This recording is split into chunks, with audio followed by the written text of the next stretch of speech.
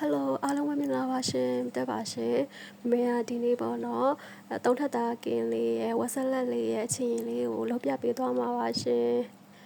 ကဲဒါကြောင့်မမေရဲ့ဗီဒီယိုလေးကိုမမေဘယ်လိုလေးလုပ်သွားလဲဆိုတာကိုလိုက်ပြီးတော့ကြည့်ပေးကြပါဦးရှင်ကဲဒါဆိုစမယ်နော်အရင်ဆုံးဝက်သားရတာနှစ်မယ်ပေါ့နော်ဒါဒီသုံးထပ်သားလေးပေါ့နော်ပပလေးထားတဲ့သုံးထပ်သားလေးတွေရဲ့ပြီးတော့ဒီသုံးထပ်သားအမြောင်လေးပေါ့နော်အရင်ဆုံးဝက်သားအချိုနှစ်ဖို့တော့ဆိုလို့ရှိရင်ဒီဝက်သားတွေကိုစားလေးထည့်ပါမယ်ပြီးရင်တော့ငရုတ်ကောင်းပေါ့နော်ငရုတ်ကောင်းလေးထည့်ပါမယ်ဒါအချိုကင်းလေးကင်ပါပေါ့နော်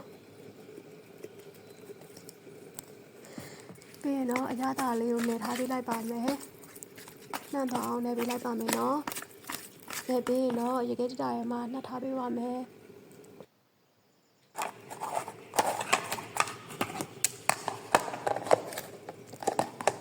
ကဲနောက်ပြီးရင်တော့မမေကဝက်ဆက်လက်အတွက်အရသာနှမှာပေါ့နော်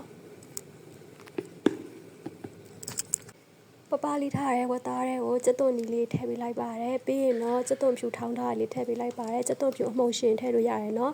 ပြီးရင်တော့မမေကဂျင်းအမှုန်လေးကိုတုံးထားပါတယ်ဂျင်းကိုထောင်းပြီးတော့အရင်ညှစ်ချလဲရပါတယ်နော်ပြီးရင်တော့မမေကကြာညိုလေးနည်းနည်းထည့်လိုက်ပါတယ်ပဲငံပြရဲ့အနောက်ပေါ့နော်ပြီးရင်တော့မမေကခရုစီလေးထည့်ပါတယ်ရှင်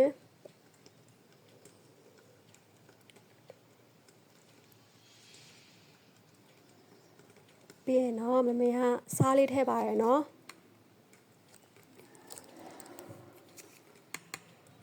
နောက်ပြီးရင်တော့သူ့ရဲ့အသက်ဖြစ်တဲ့ကိုရီးယားအငရုတ်ဒီအနှစ်လေးထည့်မှာပါကိုရီးယားငရုတ်ဒီအနှစ်လေးနည်းနည်းထည့်ပေးလိုက်ပါရယ်ဒါလေးပါမှာပို့ပြီးတော့သူ့အရသာလေးရပါတော့ပို့စားလို့ကောင်းတာပါ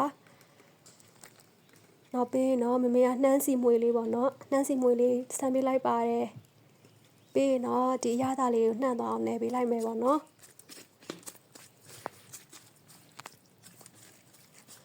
တခြားနှံ့အောင်နယ်ပြီးလို့ရှိရင်ရေခဲတတာထဲမှာ2နာရီလောက်နှက်ထားပါမယ်နော်တကယ်လို့အချိန်မရရင်တော့နာရီဝက်လောက်ပဲနှက်လို့ရပါတယ်ရှင်ကဲ2နာရီနှက်ထားလိုက်ပါမယ်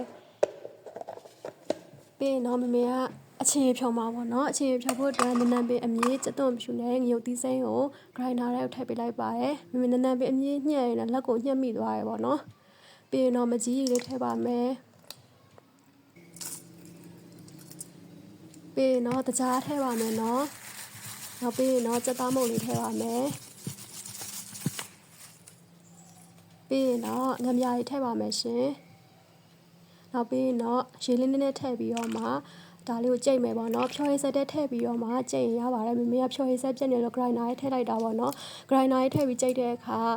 ဒီပေါ့နော်နည်းနည်းအမြင့်နဲ့ငရုတ်ကြီးလေးမညက်သွားပါဘူးမညက်သွားတဲ့အတွက်မမေကဒါကိုငရုတ်စုံနဲ့တက်တက်ထည့်ပြီးတော့ထောင်းရပါတယ်တကယ်လို့ဖြော်ရည်စက်တဲ့ထည့်ပြီးတော့ကြိတ်ရင်တော့အကုန်လုံးညက်သွားမှာပါနော်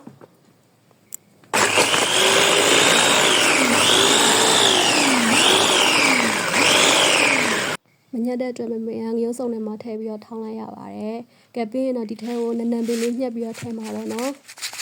နောက်ပြီးရင်တော့နှမ်းလေးစီးပါမယ်ပြီးရင်တော့မှွေပေးလိုက်ပါမယ်ဒါဆိုရင်တော့အရသာရှိရဲ့အသားကင်စော်လေးရပါပြီပေါ့နော်သူကလေအနံလေးအရမှွေပြီးတော့အသားကင်လည်းအရအောင်လိုက်ဖက်ပါတယ်ရှင်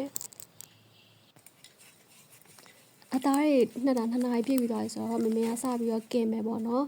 ဒါကတော့ဒီမကတ်အိုးလေးပေါ့နော် nestic အိုးတွေကိုစီနည်းနည်းလေးထည့်ပြီးတော့စီလေးကိုနှံ့သွားအောင်တခြားလေးပေါ့နော်ဖြန့်ပေးလိုက်ပါတယ်ပြီးရင်တော့ဒါကအချိုကင်းလေးပေါ့နော်ဝတ်သားအချိုကင်းမှုအတွက်ပပလေးထားတဲ့ဝတ်သားလေးထည့်ပြီးတော့မှကင်ပေးလိုက်ပါတယ်အကင်အိုးနဲ့ကင်လည်းရတယ်နော်အမေကဘေးကိုစီတွေပေါက်မှာဆိုလို့ဒီ nestic အိုးအကြီးနဲ့ကင်လိုက်တာပေါ့နော်ပြီးရင်တော့အဖုံးလေးဖုံးထားပေးပါတယ်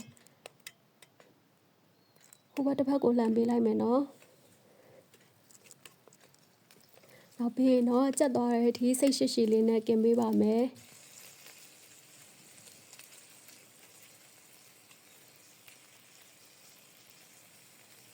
မကြစီလေးတို့ပေးပေါ့နော်အရောင်လေးကရဲသွားပါပြီမမေကတာကို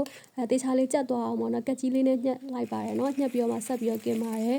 ကိုကြိုက်တဲ့အနေထားထိကင်လို့ရရယ်နော်ပြီးတော့ဒီထက်မမေကကင်ချီလေးနည်းနည်းပါထည့်ပြီးတော့မှကြော်ပေးလိုက်ပါတယ်ဒီလိုဆိုကင်ချီလေးကအရင်စားကောင်းပါတယ်ရှင် ကဲဒါကြက်သွားပြီပေါ့နော်မမေကနည်းနည်းအကြက်လွန်သွားပါရဲ့နော်ဖယ်ထားပါမယ်ပြီးရင်တော့ဒီအိုးရစီခတ်ထုတ်ထားပြီးတော့ဝတ်သားဆက်လက်ကြော်ပါမယ်နော်ဒါအရသာနဲ့ထားရဲ့ဝက်ဆက်လက်လေးကိုအိုးရထည့်ပေးလိုက်ပါတယ်ပြီးရင်တော့ဒါကိုအဆက်မပြတ်တေချာလေးကြက်သွားတဲ့ထူထူလေးနဲ့ပေါ့နော်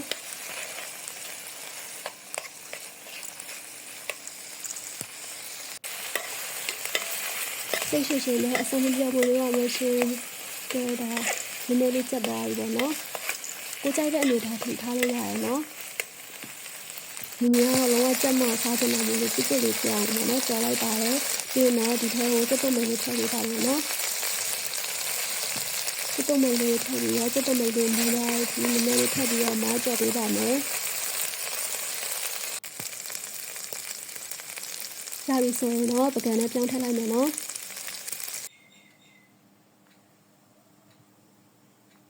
ကဲဒီမှာပါနော်ရတော့ပါပြီဒါအချင်းလေးပါပြီးတော့ kimchi လေးနဲ့ပေါ့နော် kimchi လေးနဲ့ဆိုအရန်လိုက်ဖက်ပါတယ်ဆက်လက်ထည့်ပြီးတော့စားမှာပေါ့နော်လိုက်လောက်စားကြည့်ကြပါရှင်မမေရဲ့ဗီဒီယိုလေးကိုအဆုံးထိကြည့်ပေးတဲ့တောက်ချစ်စီကိုမမေကကျေးဇူးများတင်ပါတယ်ဒီမှာပါနော်နောက်ဗီဒီယိုမှာလည်းမမေကဘာတွေချက်ပြအောင်မလဲဆိုတော့ဆက်ပြီးတော့စောင့်ကြည့်ပေးကြပါဦးနော်